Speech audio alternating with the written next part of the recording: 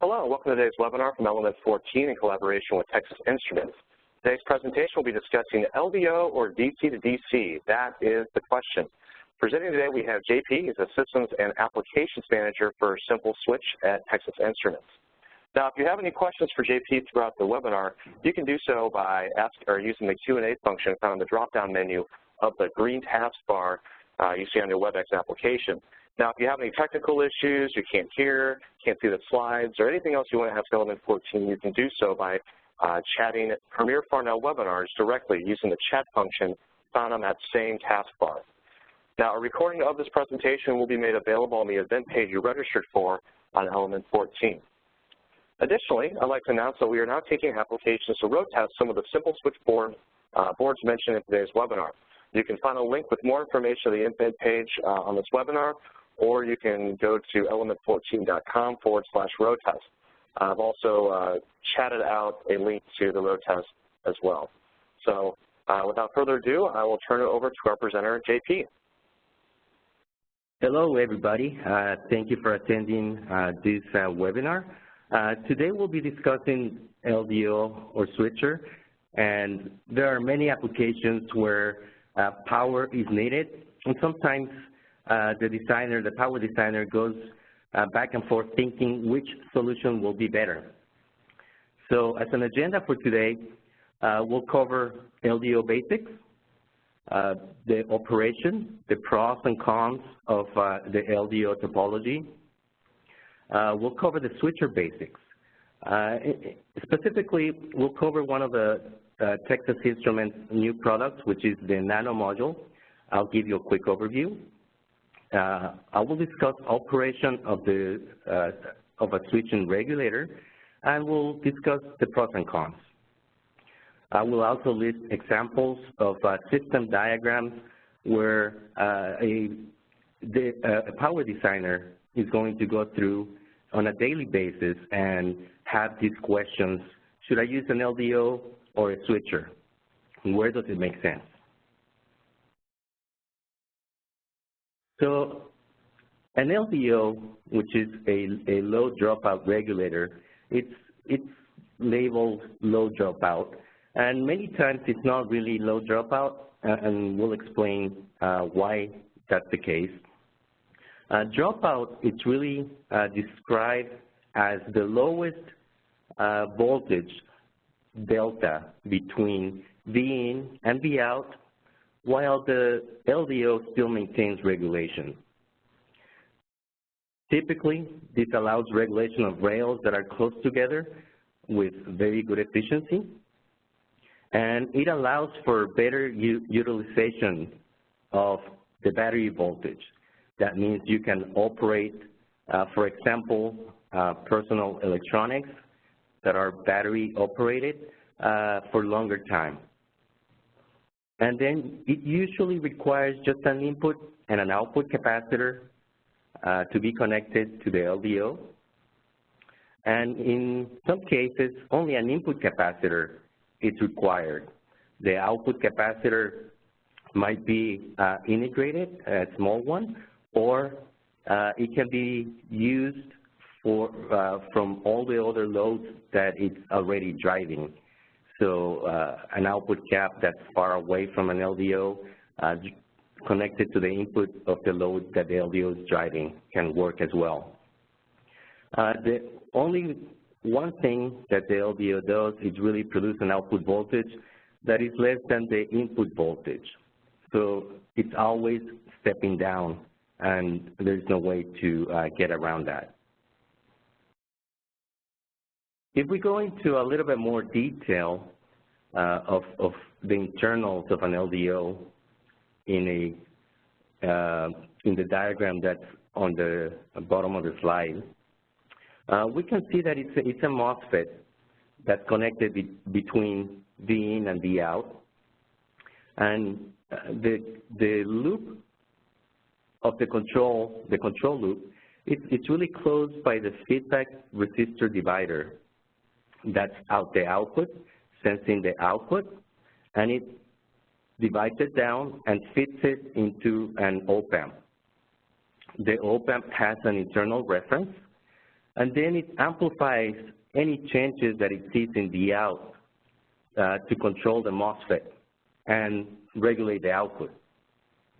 So if you take a look at how the MOSFET operates, it's really operating as a resistor.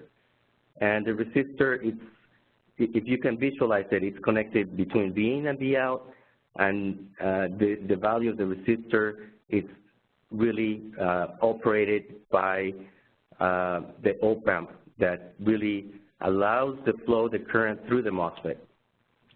So when V in is much greater than V out, or the load current that you're pulling is quite large, then you start seeing large power losses.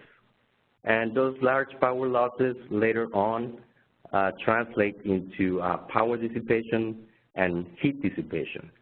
So your complete solution starts getting hotter than what you want.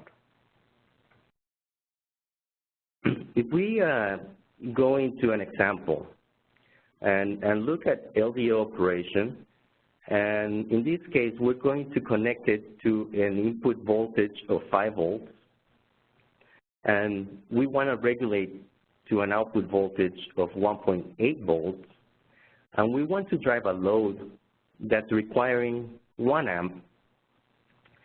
We can see that the voltage drop across the MOSFET from V in to V out, it's 3.2 volts. So it drops the whole delta between V in and V out. So in this case, 3.2 volts, the power dissipated will be 1 amp times the 3.2 volts that it drops across. So a total power of 3.2 watts gets dissipated in the MOSFET. If you later on translate that into what's the efficiency of that particular system, you take a look at what's your power out. In this case, power out is 1.8 times 1 amp, which is 1.8 watts. And then you're going to see that your power in over your power out over power in is really 36%. So this system is 36% efficient, and you're going to have a lot of heat generated in your system because of that.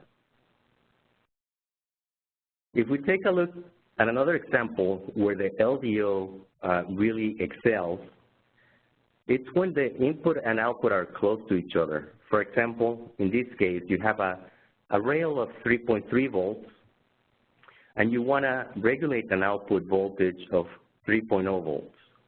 And still you have a load that's required of 1 amp. In this case, the voltage drop across the FET is really 300 millivolts. The power dissipated by the FET is the 1 amp times 300 millivolts, which gives you 300 milliwatts. And if you take a look at the efficiency of power out versus power in, your system, in this case, is 91% efficient. So as you can see in this example, the LDO operation is really efficient, and thermal heat will be minimum. So as a summary on LDO pros and cons, LDOs are usually or relatively smaller size. There's always small size packages available. It's very low noise. Of course, it's not switching like a switching regulator, so it does not have any radiated noise or conducted noise like a switching regulator. And it's always very simple to use. You put the input and output capacitors and basically connect the loops. And it can be rather inexpensive in many cases. When it comes to the cons, when V in is much greater than V out, the efficiency becomes very low, as we saw in one of the examples. And because of that, the power dissipation goes up, the board temperature also goes up, And the other con is that it can only reduce the input voltage. You cannot set it in any other configuration. It'll be impossible to do anything else with it. It can just step down the input to the output. So now let's take a look at some of the newest switching regulators from Texas Instruments. We call them NanoModule. So in this case, it's a switching regulator that integrates an inductor. So if you take a look at the figure at the bottom left-hand side of the slide, you're going to see that you only need an input capacitor, an output cap, and the feedback network to set your output voltages. If we take a look at the diagram, the side view on the lower right-hand corner, you're going to see the new technology by TI, where we're taking a die and we embed it into the substrate of a PCB, FR4 PCB, and then we make the connections to the die just like we would do it on a normal PCB. So in some cases, it's a 2-layer board. In other cases, it's a 4-layer board, depending on the number of connections on the die. And then we bring up the switch and output connections to connect it to the inductor, which is on top of the board. So if you take a look at the top right corner, the photographs that are shown there, you can see that it looks like an inductor riding on a small QFN PCB.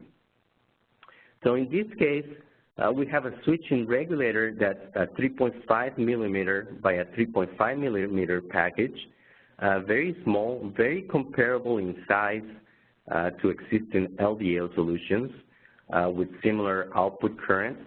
In this case, we have a family of devices, the LMZ20501 and the LMZ20500, that can provide 1 amp or 650 milliamps of current. The input voltage range could be from 2.7 to 5.5 volts, so it really targets lithium-ion type of systems, battery-operated type of systems. You can adjust the output voltage from 0.8 volts all the way up to 3.6 volts. It's got a feedback tolerance of plus or minus 1%. It's got an IQ in shutdown of only 2.4 microamps. It's switching at relatively high switching frequency of 3 megahertz, and that allows for this small solution to be possible. It's got other functions such as power good, enable. You can select different modes of operation. It's got internal compensation, and it's got other features such as current limit, thermal shutdown, and under voltage lockout protection. If we proceed to the other members of this family, we have the 17-volt input voltage version of the NanoModule. So these are the LMZ21700 and 1701.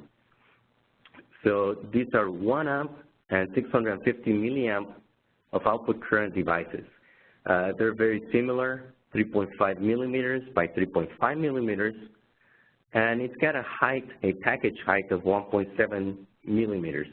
So the height, it's really due to the inductor height plus the thickness of the PCB that it's riding on. And similarly, it's got adjustable output voltages. You can adjust it from 0.9 volts to 6 volts. And it's got a quiescent current with no load of 17 microamps. So very small and efficient switching regulators. And as you can see on the diagram, very simple to connect. input and output caps and the feedback resistor network to set your output voltage. So if we dig into the operation of a switching regulator, in this case, if you look at the diagram, you're going to see that the inductor, in this case, is integrated into our NanoModule. And it provides very high efficiency over a large range of input voltage and load current. It's got special modes that provide good efficiency at very light load current. So it's got a mode where you can either fix the current and keep it in continuous mode, or you can select the mode where you want it to have light load efficiency mode. If we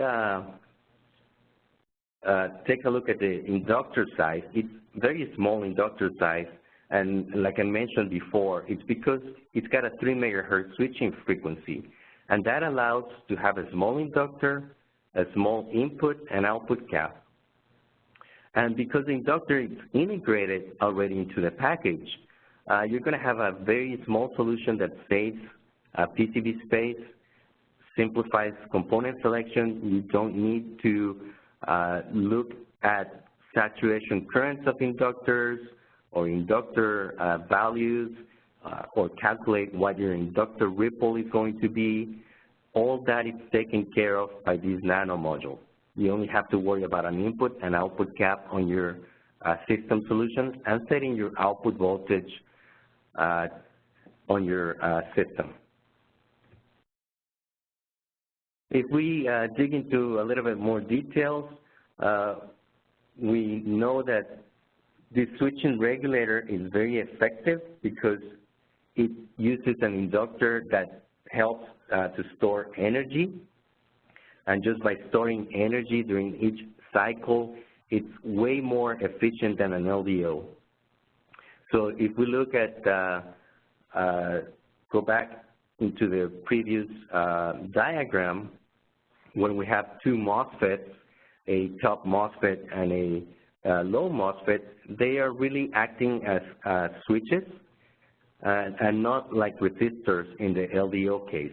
So they're switching on and off, and the output voltage is sampled by the feedback resistor network, and it's also fed into an error amplifier. And the error amplifier is really integrating the error on the output voltage on each switching cycle, and then it feeds it into the modulator, which drives the two MOSFETs on and off. So you get very small drop of voltage across each of the switches of the MOSFETs, and that allows for an efficient system to happen. So other things that happen with the switching regulator and the MOSFETs, it's really you get the small voltage drop that I talked about. We get some smaller losses due to the charging and discharging of the MOSFET capacitance. So at light load, you're going to see some of the efficiency losses, and that's why we integrate a light load efficient mode into our devices to take care of this issue that's inherent in switching regulators. If we take a look at a similar example as we saw with an LDO, we have a V-in of 5 volts. We have a V-out of 1.8 volts at the output, and we have a load that requires 1 amp. So if we try to estimate the efficiency of this system, we need to divide the operation of the top MOSFET and the bottom MOSFET into 2. So when the top MOSFET is conducting, the bottom MOSFET is not, and vice versa. So only one of the MOSFETs conducts at a time. So when it's not conducting, it's really not burning any power.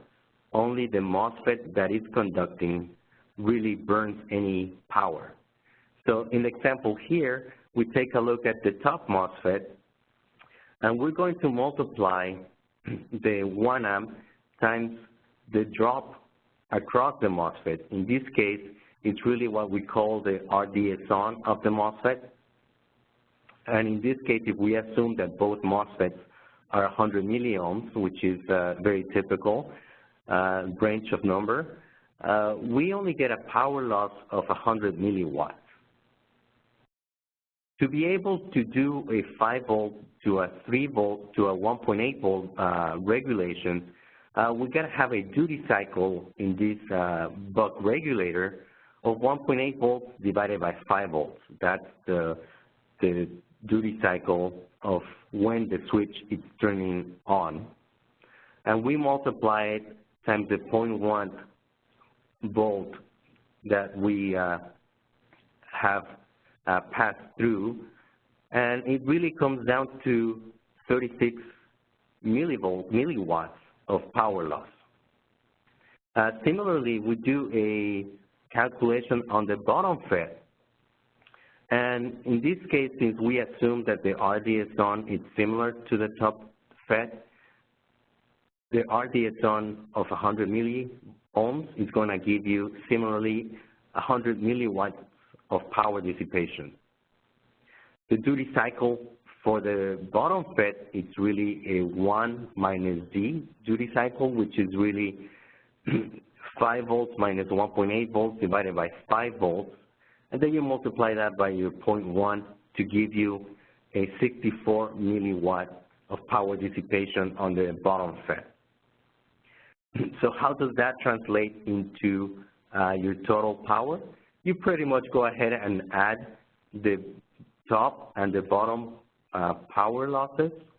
So you come back and get 100 milliwatts of power loss in the DC to DC converter. So for a similar application, as we saw in the LDO, we're getting a 95% efficient system compared to a 36% efficient system in the LDO example. So in this case, if what you care for in your application is efficiency and low heat dissipation, you're going to select a DC to DC converter. And we'll show you examples in different system diagrams of how these decisions can be made. So if we take a look at a summary of this switching regulator pros and cons, the pros, it's really the high efficiency. It's a very high efficient system. It uses the inductor to really store that energy and provide that energy to the output.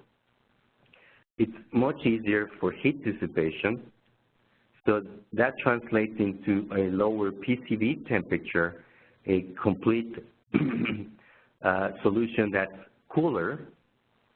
And then it's also flexible because you can use it as an inverting output regulator depending how you connect the output and ground voltages.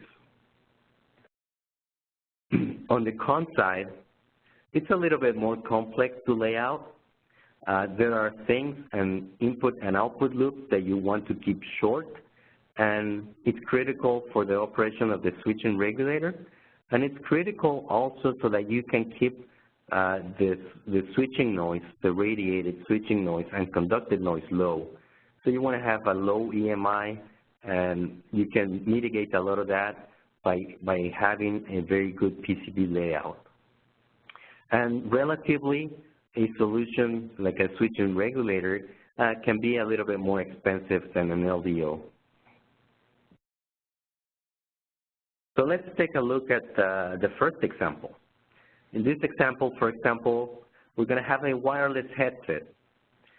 So the conditions for these will be an input voltage of 3.3 volts, to 5.5 volts, you have an output voltage of 1.8 volts that you want to regulate, and then you have an output current of 500 milliamps. Let's say the ambient temperature is room temperature, 25 degrees C. And for this application, if you take a look at the diagram, you're looking at the system power. What you care in this wireless headset application, it's really power dissipation. You don't want your wireless headset to get too hot, and the size. There's not much room in a wireless headset, so you want to keep size and power dissipation at a minimum. So let's see what we can do here. Let's say on the left-hand side, we have the LMZ21700 NanoModule. And on the right-hand side, we select another LDO, a TI LP38693 LDO. For these measurements, we had a PCB area for the NanoModule of 1,700 millimeters squared, whereas for the LDO solution, we had a PCB area of 2,600 millimeters squared, so much larger PCB area for the LDO. But if we just look at the solution size for both the NanoModule and the LDO, we can see that the solution size is very similar to 100 millimeters squared for both of them. But if you get the thermal camera and power up these two solutions under the conditions that we stated above, then you're going to see a max temperature for the NanoModule of around 31 to 32 degrees C. If you do the same thing with the LDO on the right-hand side, the thermal camera reading is already over 105 degrees C. So a very substantial power loss and very substantial heat temperature rise that you're going to observe in this application if you select an LDO. So in conclusion, for this example, really the LMZ21700 runs much cooler, can achieve all the design objectives that we discussed. The LP38693, on the other hand, it's much hotter. You need the same solution size, but even with a larger PCB area, it gets much hotter. So here in this case, for a 3355 volt operation and 1.8 volts output at 500 milliamps, the LMZ21700 is a clear winner for this application. If we move to example number 2, in this case, let's take a look at a GPS, a personal navigation device. So something that's portable that you can have in your car, or you can have with yourself when you're going on a trail walk or trail run. In this case, let's say we want a V-in of 5.5 volts, we want a V-out of 1.8 volts, and we want an output load current of 1 amp. In this case, the key issue that we're trying to solve is low noise power that's feeding into sensitive circuitry.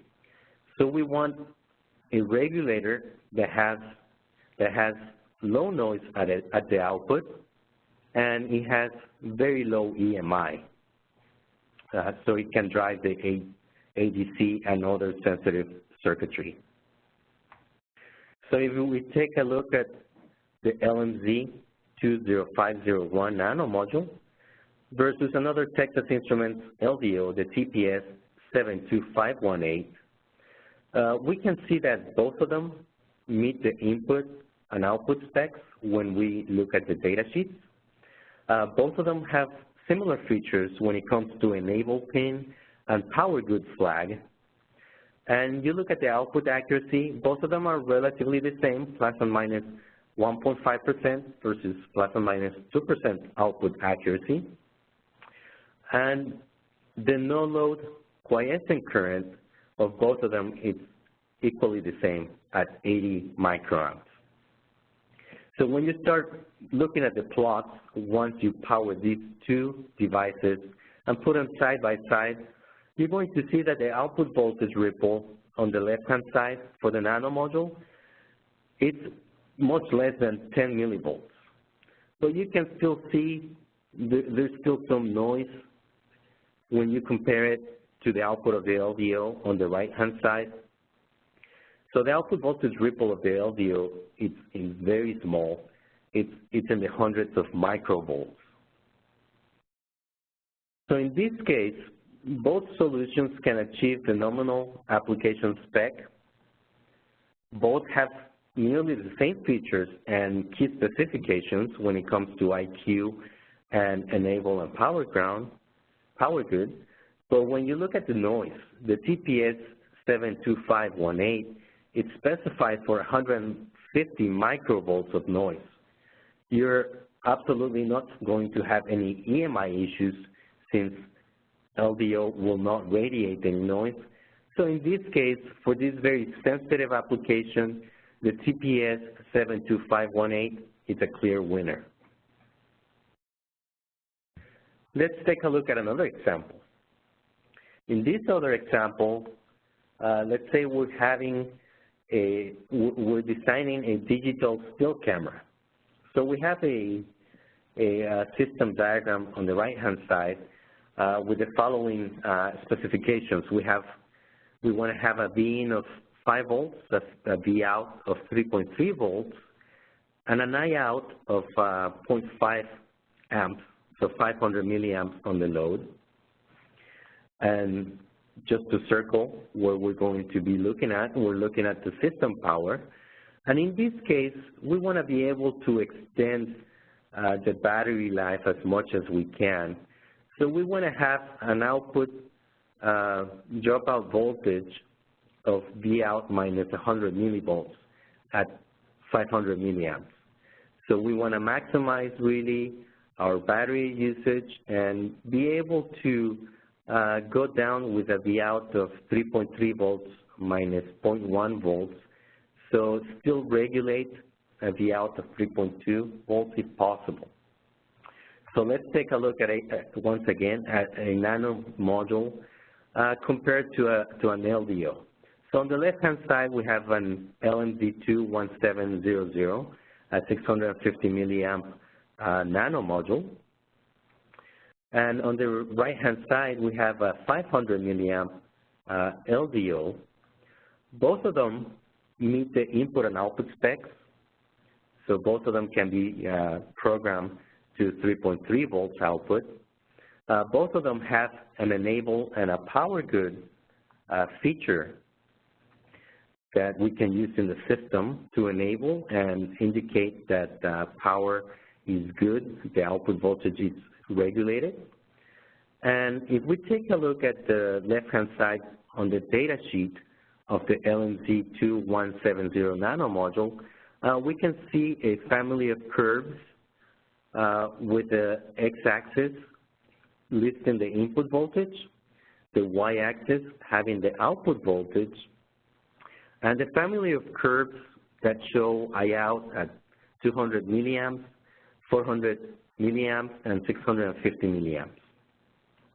So if we take a look at the output voltage of 3.3 volts minus the 100 millivolts that we're allowing to happen in this case, and we draw a line, a horizontal line from 3.3 volts, and then we draw a vertical line to see where it crosses approximately a 500 milliamp load. We see that the input voltage is around 3.3 volts in that case. And the dropout voltage, when we measure it, it's around 107 millivolts at 500 milliamps. So it clearly meets that 100 millivolt spec. If we take a look at the LDO on the right-hand side, I have circled the TPS 7133, which is the 3.3 volt option, We also have a 4.8 volt option and a 5 volt option that are listed on the curve. So if you trace, in this case, the diagram is slightly different. It lists on the x-axis the output load current from 0 to 500 milliamps, and the y-axis it's the dropout voltage of 0 to 250 millivolts. So in this case, you draw a vertical line at 500 milliamps, and then you do a horizontal line to where it meets the TPS 7133, and it shows that it has a dropout voltage of 250 millivolts. So in this case, both solutions we know can achieve the nominal application spec. Both of them have nearly the same features, but the dropout of the LMZ21700 nanomodule is about half of that of the TPS 7133. So in this case, it'll be a clear winner to pick something like the LMZ21700 nanomodule. Let's take a look at one other example. And in this case, we're looking at an RF4C remote control. So a remote control unit where a typical V in of 3.3 volts is used, a V out of 1.8 volts, and an I out load current of 1 amp is specified. So in this case, let's say we have, we're looking for a system power solution where you want to have the minimum input voltage. So let's compare two solutions once again. So in this case, we're going to have an LMZ20501 nanomodule, and we're going to have a TPS 72518 LDO. So both of them, once again, meet the nominal input and output specs that we have outlined. They both have an enable and a P-good feature. Both of them have similar output accuracies of plus and minus 1.5% and plus and minus 2%. And in the case of the nanomodule, if we open up the data sheet and take a look at the recommended operating conditions table, we can see that the input voltage range that has been listed is a minimum of 2.7 volts and a maximum of 5.5 volts. So in this case, 2.7 volts will be the minimum voltage that you can operate this device and still have a good regulation of 1.8 volts. And in the case of the LDO, we take a look at the lower right table of recommended operating conditions. We can see that the input voltage, the minimum input voltage, is set at 1.8 volts, and the maximum is 6 volts. If you take a look at the footnote, you're going to see that the minimum input voltage to maintain regulation is going to be the output voltage, that nominal output voltage that you want, in this case at 1.8 volts, plus the dropout voltage of this LDO. So if we go and compute what this footnote is telling you, we look at the data sheet and we see that the TPS 72518 has a dropout voltage of 210 millivolts at 1 amp. So you are regulating an output voltage nominally of 1.8 volts plus your dropout voltage of 210 millivolts. You get a minimum input voltage operation of 2.01 volts. So in this case, even though both of them had similar input and output specifications, the LMZ20501 is limited to 2.7 volts regardless of any other condition for regulation. So in this case, the TPS 72518 LDO is a clear winner since you can operate all the way down to 2.01 volts to extend your battery life if that's what you're looking for. We proceed to the last example that we're going to cover today in this webinar. Let's take a look at ebook, so an electronic book reader. So we're showing an example of a systems diagram of an ebook. And if we have an input voltage that, let's say, it's nominal at 3.3 volts in this case, an output voltage of 1.8 volts, an output current of 1 amp, and in this case, we're going to target the system power and really going for solution size. We want to make sure that our ebook it's as small as possible, it's as thin as possible, and it weighs the least amount. So we want a very small solution size. So if we take a look at what the solution sizes are, in this case in the left-hand side, the LMZ20501 nanomodule versus the right-hand side, the TPS7837 LDO. Both of them, once again, we selected both of them so that they meet the input and output specs. Both of them have similar features, except that the TPS only has an enable pin. There is no power good. Both of them have similar output voltage accuracy tolerance. In the case of the LDO, it's a plus or minus 1% output accuracy. In the case of the nanomodule, once again, it's plus or minus 1.5% accuracy. So if we look at the solution size, where on the left-hand side of the nanomodule, we see the nanomodule with the inductor, and we see the input and output caps, Cout2 and Cin2, and then we see a very tiny resistor divider network at the top left of that photograph. So the solution size for the nanomodule is a 6.4 millimeter versus 7.6 millimeter solution size, to give you a total solution size of about 49 millimeters squared. If we take a look at the right-hand side photograph of the TPS7837 LDO, we have the LDO, the input and output caps, and a resistor to set the feedback. And we see that it's a 6.4 millimeter by a 10.2 millimeter solution. So solution size, it's a 65 millimeter square solution size in this case.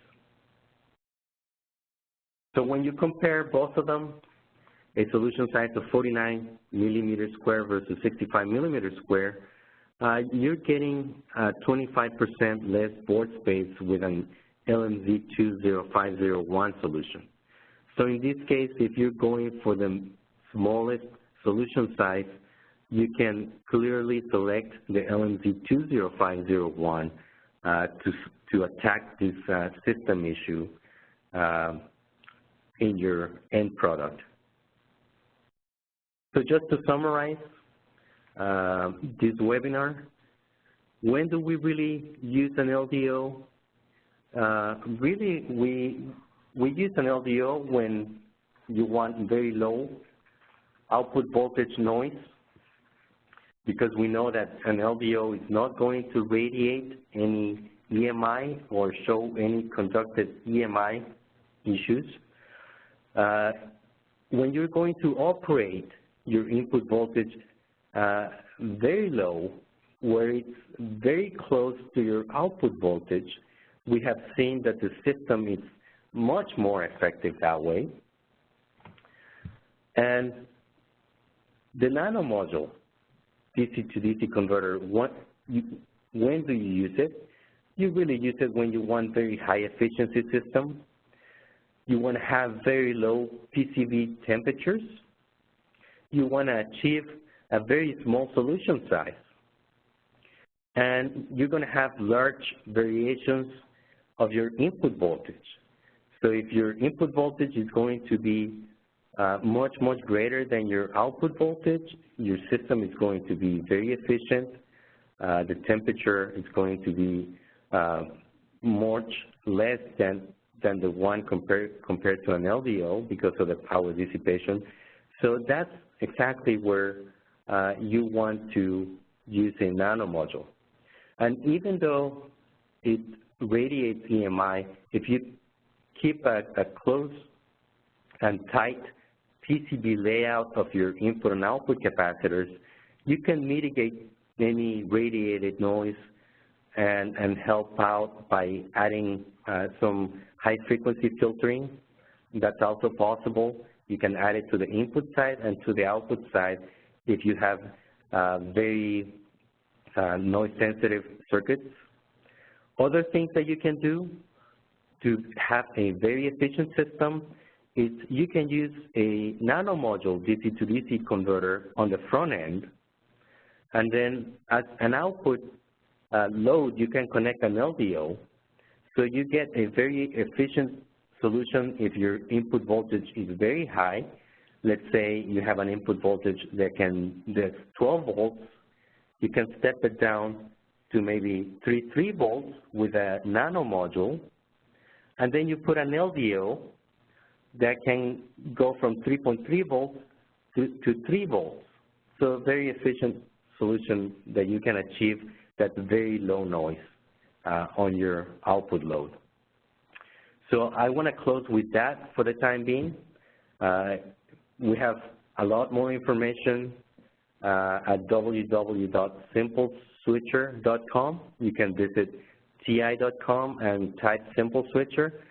We have additional videos, application notes describing a lot of the topics that I discussed today.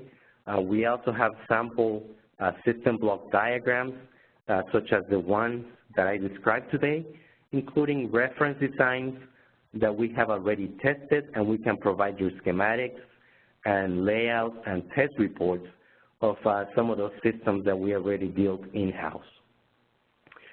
So right now we're open for questions. If anybody has questions that they have typed up,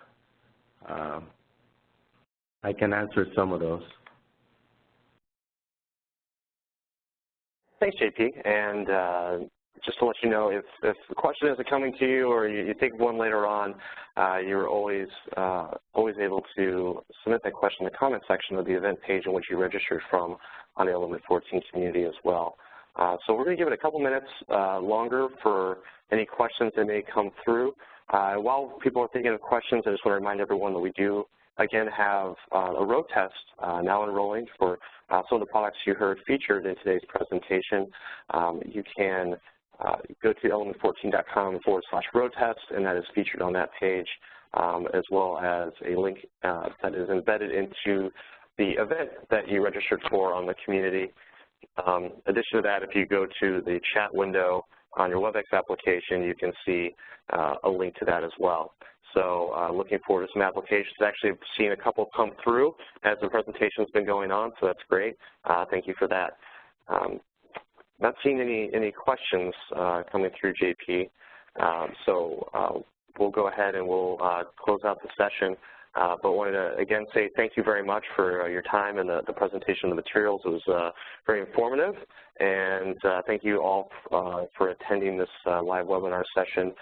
We'll be kicking back off again with TI's webinar series on Element 14, I believe in January. So we're going to take a little bit of a hiatus in December to enjoy our families and celebrate the holidays coming up. But for those of you who are members of the community, we'll see you out there on the forums and in the discussion groups. Have a great day, everybody.